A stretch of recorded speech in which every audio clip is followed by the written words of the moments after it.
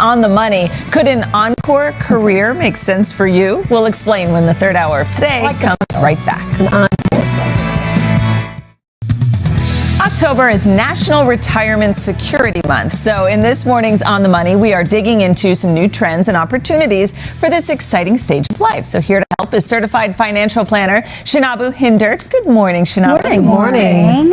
So before we get to retirement itself, let's talk about how careers kind of change as we get older. And we're calling it encore careers. Yes, and this is a new trend. And MetLife Foundation and Civic Ventures found that over 9 million Americans are participating in encore careers. And these are essentially jobs that provide personal fulfillment while making positive social impact. And the numbers are on the rise. So Stanford Center on Longevity is also finding that people are looking to pursue more meaningful jobs that align with their personal beliefs. And the Career Advisory Board actually found that 26% of people aged over 50 are looking to make career changes in the near future. They want to be happy.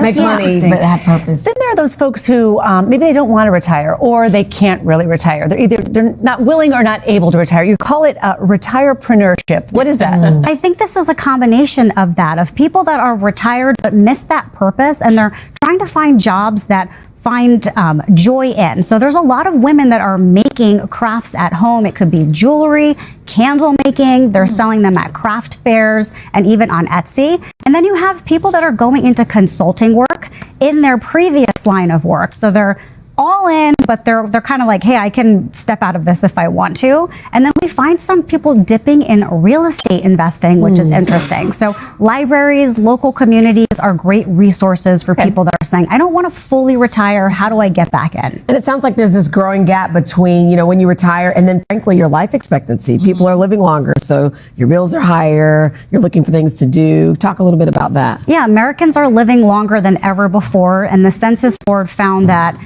the people living to over 100 has doubled in the last 10 years, and they anticipate that it's going to quadruple by 2054. Wow. So the traditional rule of thumb that dated back into the 90s was you could withdraw 4% of your retirement accounts and not outlive your assets.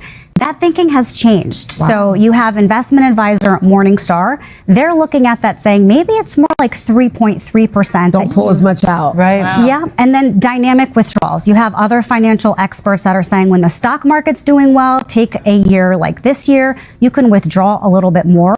But when we're seeing slower markets, reduce your expenses and don't take out as much, because that 4% rule might not be true anymore. What about when it comes to healthcare and insurance? If you're not working anymore, what's the best way to go about getting that? This is extremely unpredictable, how much healthcare expenses are going to cost when you retire. So I would look at Medigap policies. It's also known as Medicare supplemental insurance, and they try to fill in the gaps of what Medicare doesn't cover, and it makes your expenses more predictable. I would also explore long-term care insurance because people are living longer, and just see what are the options available. If you're finding the premiums are too high, or you're saying it's restrictive, I can only use it for this, you can also explore self-insurance. You take an amount that's comfortable, put it in a separate account that you can invest in, put it in something like a mutual fund, let it grow, and know that is carved off for my own medical expenses maybe in 20 years from now. One quick final one. We hear a lot about this community living, these retirement villages.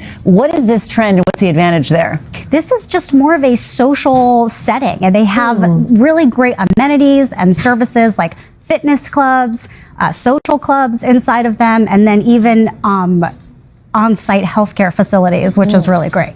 Retirement village. This is so helpful. Thank you so much. Thank you. Really nice to meet you. Thank you. Okay, just ahead, a rising designer who learned the ropes from his fashionable